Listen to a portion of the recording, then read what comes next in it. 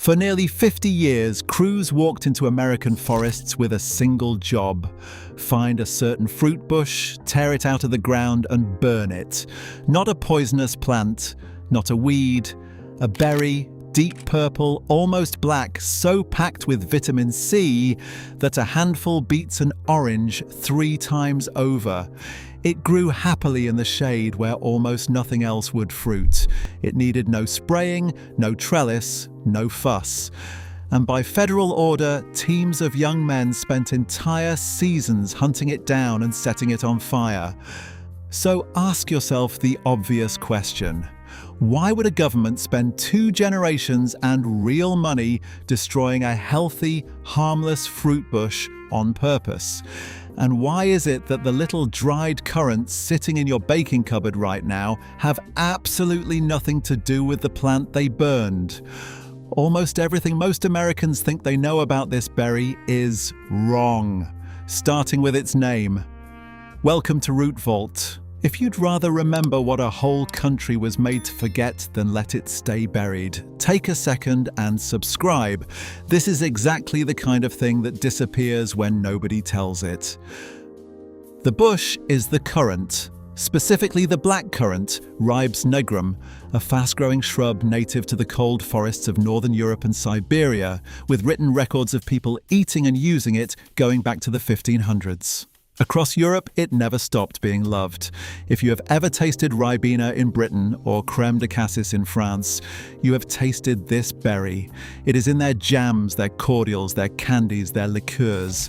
An entire continent grew up on the flavour, and here, in the same decades, we were pulling it out of the dirt by the thousands. To understand how that happened, you have to meet the real reason, and it is not the berry's fault at all. Here's the part almost nobody hears. The currant was never the target.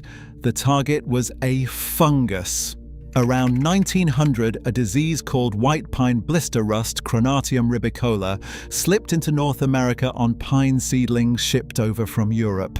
And this fungus has a strange requirement. To complete its life cycle, it needs 2 completely different hosts. One is the 5-needle white pine. The other is any plant in the Ribes genus, which means currants and gooseberries. On a currant bush, the rust is a mild nuisance, a little leaf spotting. On a white pine, it's a killer, girdling the trunk and dropping the tree. And that mattered enormously because the eastern white pine was the backbone of the American timber trade, the wood in the houses, the ship's masts, the furniture. So foresters looked at the 2-host fungus and made a cold decision. You can't spray a wild forest, but you can go after the other host. Which brings us to the eradication, and this is where it stops sounding like policy and starts sounding like a war. In 1911, the federal government did something it had almost never done. It made a fruit illegal to grow, ship, or plant. The Plant Quarantine Act of 1912 locked it in. Then came the crews. Through the 1930s and into the 1940s, thousands of workers, including men from the Civilian Conservation Corps, fanned out across the country to physically rip up and destroy Ribes plants wherever they found them, wild or in someone's yard. Black currant farming in America didn't fade away. It was uprooted. And a berry that had been growing here for generations was, on paper, gone. Now here's the irony that should sting a little. While America was burning it, Europe was bottling it. The very same decades we spent eradicating the black currant, Britain was pressing it into a national drink, and France was distilling it into a fortune. And back home, the name didn't even survive intact. Those little dried currants in your scones and hot cross buns, those aren't currants at all. They're dried Zante grapes, shriveled raisins from a small grape called the Corinth grape, which got shortened to currant centuries ago. So while the real berry vanished from American soil, its name got quietly handed to a grape. 2 generations later, most people here only knew the word as something in the raisin aisle. That's how completely a food can be erased. You don't just lose the plant, you lose the very meaning of the word. And that's a shame because the numbers on this thing are almost unfair. 100 grams of fresh black currants carries around 180 milligrams of vitamin C, roughly 3 to 4 times what you get from an orange. Half a cup covers your entire daily requirement. The deep color comes from anthocyanins, a class of antioxidants it holds in some of the highest concentrations of any fruit, up to 300 milligrams per 100 grams, with an antioxidant score that sits near the very top of the berry world, alongside chokeberry and elderberry.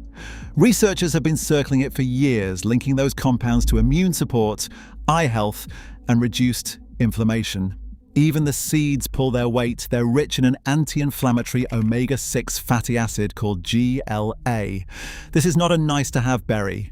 Pound for pound, it embarrasses the fruit in most people's kitchens. But here's the detail that ties the whole thing together. The reason the title says, better than grapes. Think about what a grapevine actually asks of you. Full sun, a trellis, and a spray calendar, because grapes are magnets for powdery mildew and rot. The blackcurrant asks for almost none of that. It's genuinely shade tolerant. The University of Illinois has studied it specifically for planting in the dappled light of agroforestry systems, the shady ground where a grapevine would sulk and refuse to fruit. It's brutally cold hardy. It needs no trellis. And here's the twist that closes the loop. Plant breeders in Canada, Sweden, and Poland spent decades developing currant varieties that are outright immune to white pine blister rust, the exact disease the whole ban was built on. The one reason it was ever illegal is the one problem you can now buy your way out of at the nursery. The bush that America torched by the thousands is, today, one of the lowest maintenance fruits you can put in the ground. Because this was never really a story about a berry. It's a story about how fast a country can forget a food, not because it died out, but because it was legislated out of the ground and the memory went into the fire with it. The federal ban was lifted in 1966. But the forgetting had momentum. New York, once the center of American currant growing, kept its own ban on the books until 2003. 92 years. It took a Hudson Valley orchardist named Greg Quinn, working with a state senator named William Larkin and researchers at Cornell, to finally prove the modern rust-immune varieties were safe and get the law overturned. 92 years to make a fruit legal again. That's not how long it takes a plant to disappear. That's how long it takes a memory to. So if you want to bring it back into your own yard, here's how to actually do it. First, check your state. Most of the country is wide open now, but a few holdouts remain, so it's worth a quick look before you buy. Massachusetts, for example, still restricts black currant. New Hampshire wants a permit. Second, buy a certified rust-immune cultivar. Names to look for are Consort, Titania, or the Crusader and Coronet pear, especially if you have white pines anywhere nearby. This one choice makes the disease question disappear. Then plant it somewhere a grape would never survive. Part shade is fine, even good.